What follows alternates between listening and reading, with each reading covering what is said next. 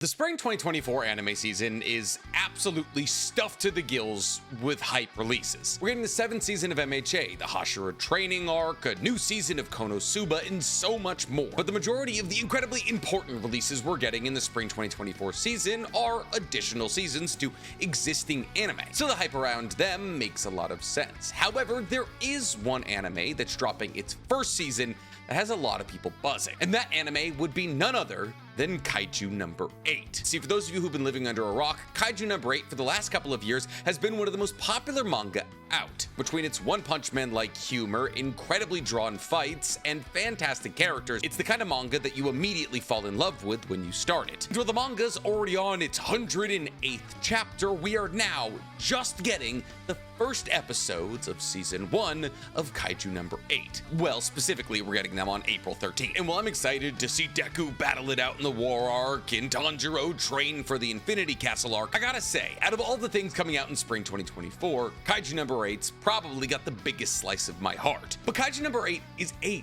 dense universe. See, while Kaiju number 8 might masquerade as a relatively simple found power story with the comedy and action of One Punch Man, more so than One Punch Man, it uses that veneer of comedy and simplicity to cover the fact that it's an incredibly complicated and deep universe, with fleshed out politics, multiple divisions of the Defense Corps that play major roles in Kaiju exterminations, Eastern forces, Western forces, complicated power system that's highly dependent on individual strength, and more than anything, 3 incredibly interesting and unique antagonists to tell the story through. And thus, Kaiju number 8 is one of those manga that I catch myself having to reread chapters occasionally. And while I'm not saying that Kaiju number 8 is over the top complicated like Jujutsu Kaisen, if you want to understand the mechanics of the Kaiju number 8 universe, whether it's the rank of members of the Defense Corps or how much power individual members of the Defense Corps are able to access through their Kaiju defense suits, or even something so simple as just trying to remember which division is the strongest out of all of the divisions, it's the kind of manga that you'll need to skim through once or twice. And thus, since I know, because you follow me, you're a little bit of a nerd who appreciates knowing as much as they possibly can about an IP before consuming it, today I want to sit down and explain to you the things you need to know before heading into Kaiju number 8, so that when you do get around to watching Kaiju number 8, you can enjoy it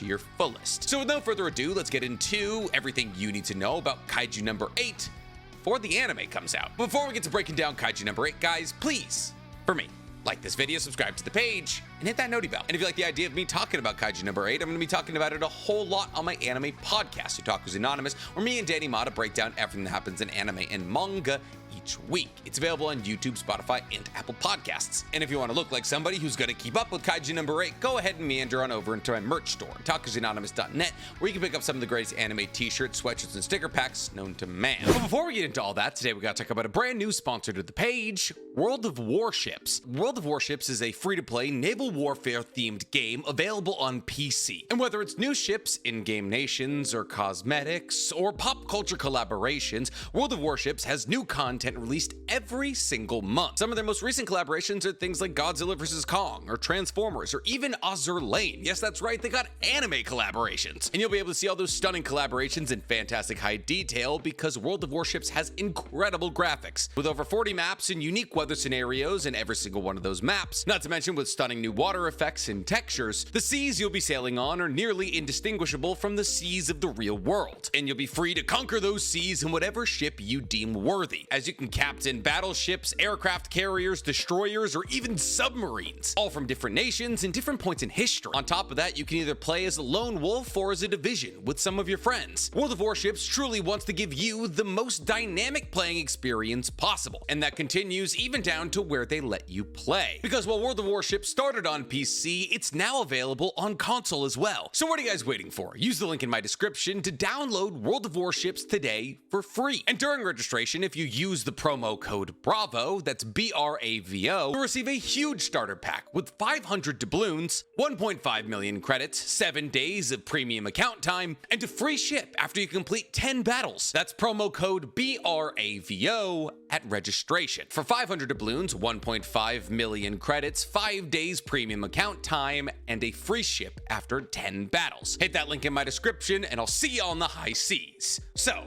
what should you know about Kaiju number 8 before heading into the anime? Well, Kaiju number 8 starts as a relatively simple story that's following one of our 3 main characters, Kafka Hibana. See, Kafka is an interesting character, at least so far as manga MCs go, in the fact that A, he's not a high schooler, B, he's not a college student, and C, he's 32. See, Kafka when he was younger had dreams of joining the Defense Corps, or an entity that exists within Japan specifically to defeat Kaiju. See, as is the case with many manga, Japan is affected much more than the rest of the world by a certain problem, and that certain problem isn't something like cursed energy or Nen awakenings, no.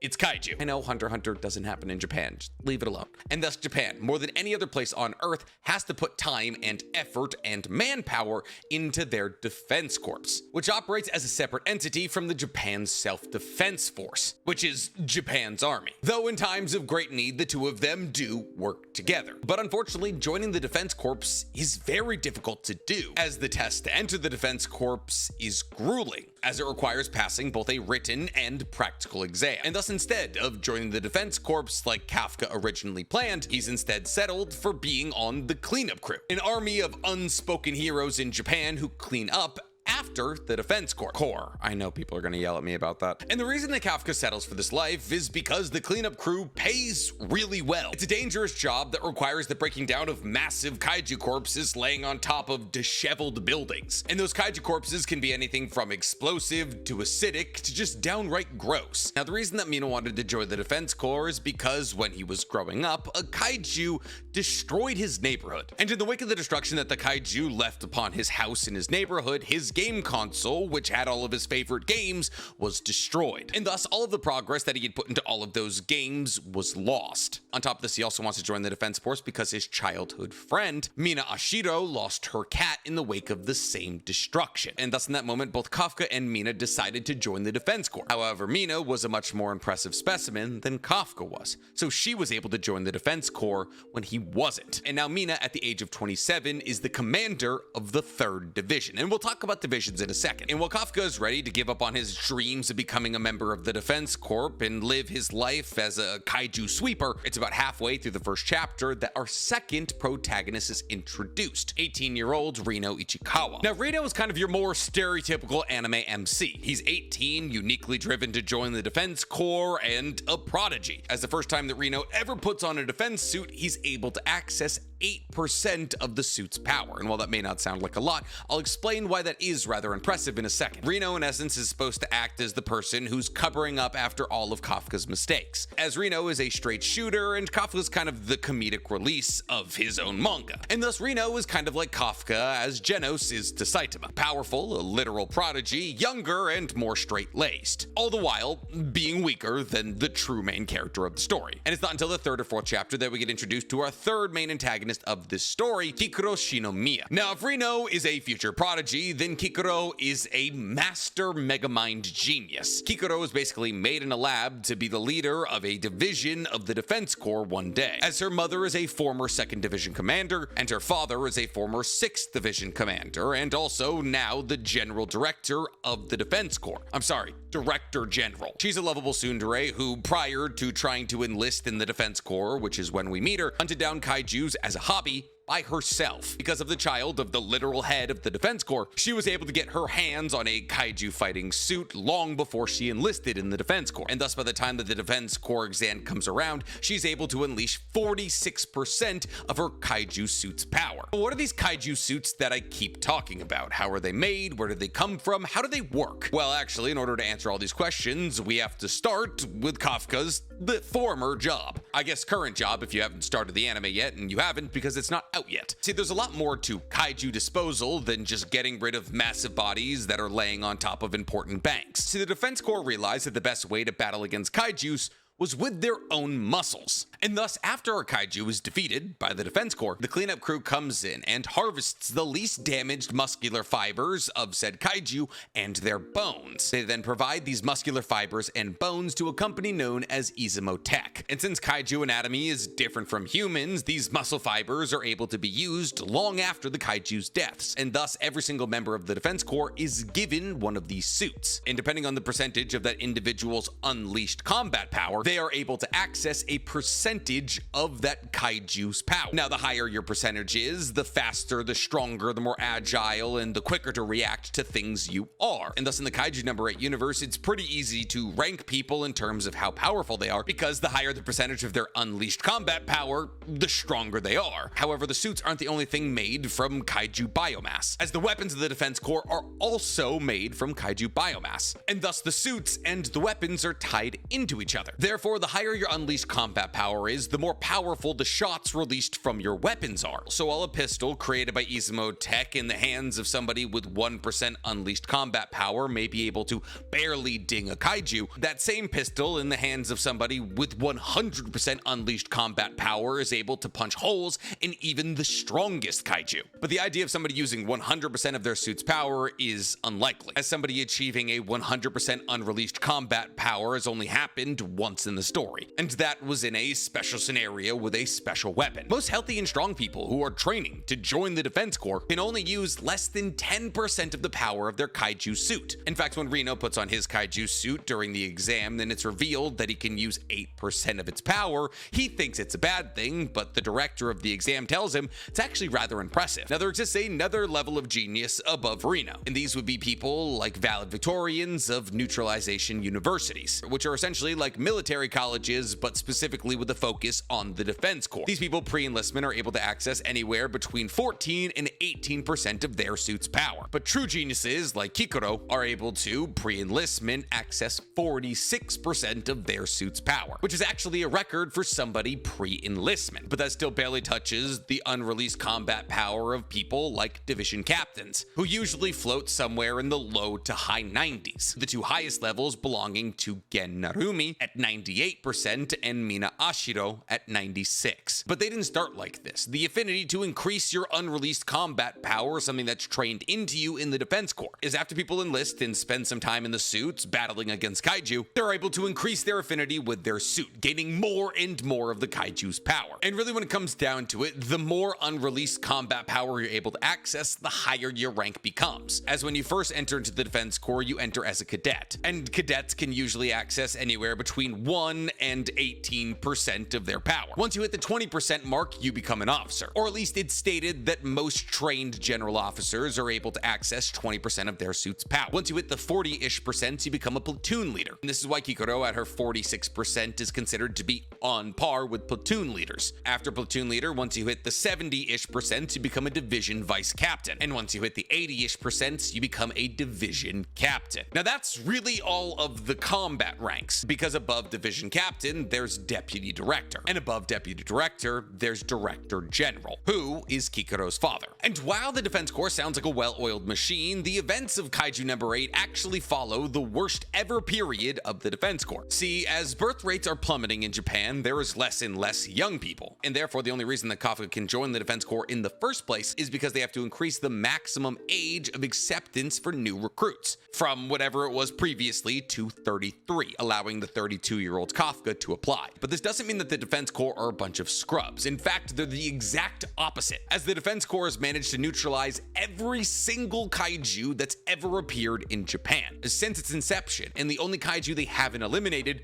is the one that infiltrates Kafka. Because one day when Reno and Kafka are attacked by a kaiju out of nowhere, and Kafka settles to give his life to save Reno, and they're both saved by Mina, when Kafka wakes up in a hospital bed after talking to Reno for a little bit, he looks down towards his feet and sees a kaiju, but it's not a kaiju. See, it's actually a yoju. See, kaiju is kind of a catch-all term. It basically just means monster. In fact, the majority of the kaiju you see in the Kaiju number 8 universe are honju, which directly translates to main beast. However, sometimes the honju will be accompanied by smaller kaiju, known as yoju, or as they directly translate to residual beasts. That is to say that yoju exist in a class below honju. They're usually smaller and weaker. And while they usually just follow honju into the overworld to the trails that they dig out, they can also be created by honju. But the yoju that squirms its way into Kafka's mouth is about the size of a bird, and in that moment, that parasitic yoju binds to Kafka's soul, giving him the ability to turn in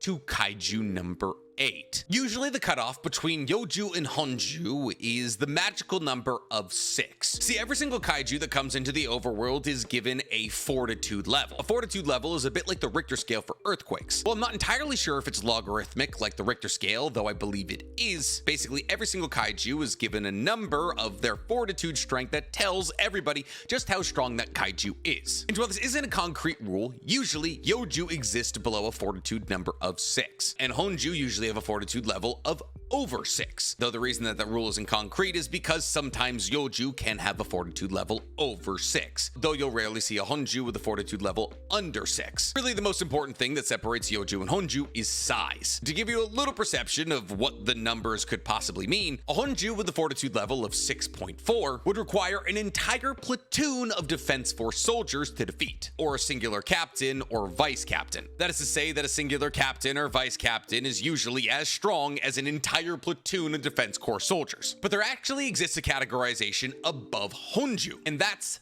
Dai Kaiju. Now, Dai Kaiju are exceedingly rare, and that's a good thing, because Dai Kaiju's fortitude levels exceed 8.0.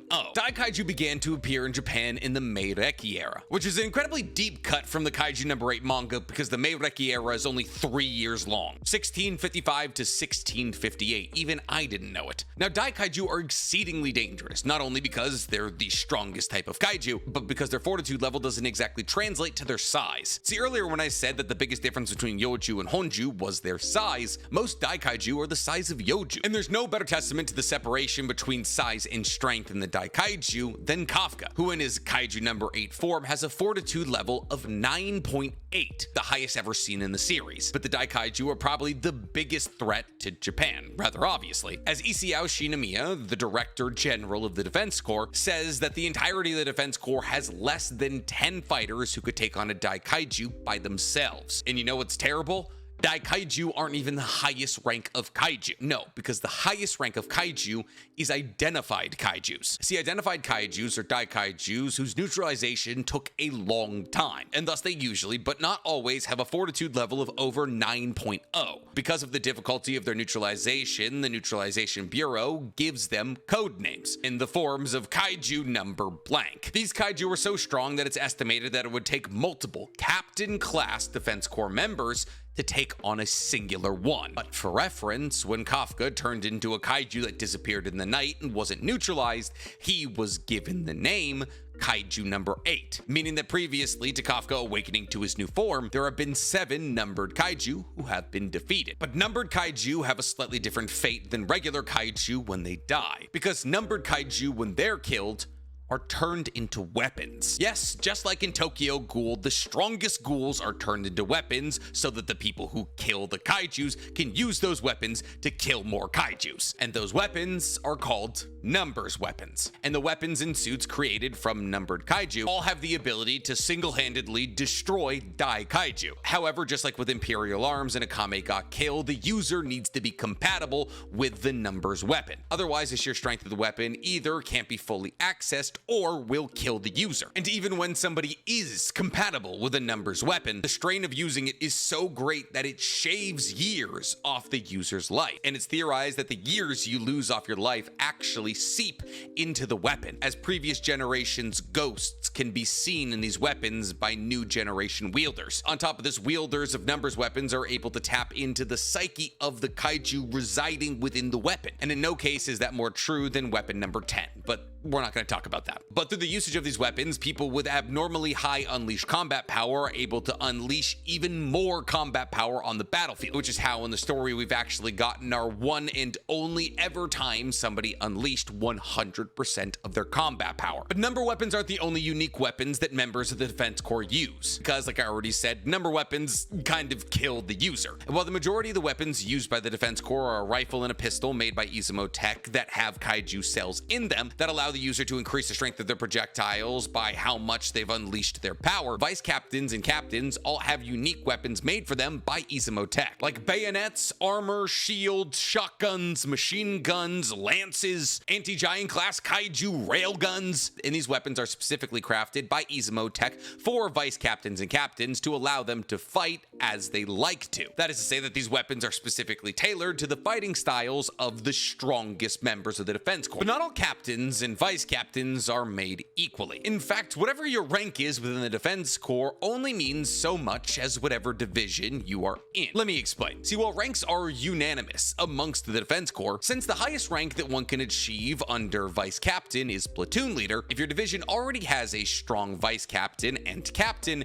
there's no chance you're going to overtake them, and thus strength massively varies between divisions, with the first division said to be the strongest out of all of the divisions. See, basically, divisions are broken up into eastern, western, northern, and southern divisions, and amongst those four cardinal directions, 16 divisions are shared, with divisions 1 through 4 protecting the Kanto region, Tokyo, divisions 5 through 8 defending the Kansai region, divisions 9 through 12 defending the Hokkaido region and the northern part of Japan, and divisions 13 through 16 defending the southern part of Japan, Okinawa included. But really, the only important divisions are the 1st, the 3rd, and the 4th. Like I already stated, the 1st division is the strongest division, by far, as their captain, Gen Narumi, is probably the strongest man in the Defense Corps, and it's stated that platoon leaders in the 1st Division are strong enough to be captains basically anywhere else. This is the division you want to be in if you want to battle against the big dogs, though the 3rd Division is probably the most important division from a plot perspective, as this is the division run by Mina Ashiro, Kafka's love interest, and thus the 3rd Division is the division that gets the majority of the screen time, at least for the early parts of the manga. But regardless of the separation between the divisions, they all have one common goal: to defend against cataclysms. See, cataclysms are tragic kaiju events, where usually identified kaijus rage in Japan, killing millions. The last cataclysm that happened prior to this story was 10 years ago, and it was actually a series of cataclysms all revolving around the eventual defeat